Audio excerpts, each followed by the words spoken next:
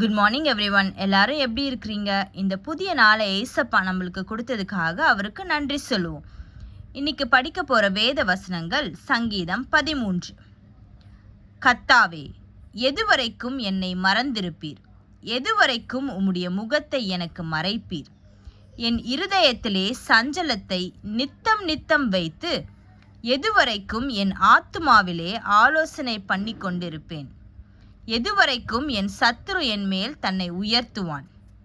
என் தேவனாகிய கர்த்தாவே, நீர் நோக்கி பார்த்து எனக்கு செவி கொடுத்தருளும்.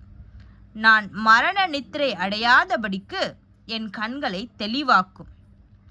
அவனை மேற்கொண்டேன் என்று என் பகைஞன் சொல்லாதபடிக்கும் நான் தள்ளாடுகிறதினால் என் சத்துருக்கள் களிக்கூறாதபடிக்கும் இப்படி செய்தருளும். நான் உம்முடைய கிருபையின் மேல் நம்பிக்கையாயிருக்கிறேன். உம்முடைய இரட்சிப்பினால் என் இருதயம் களிக்கூறும்.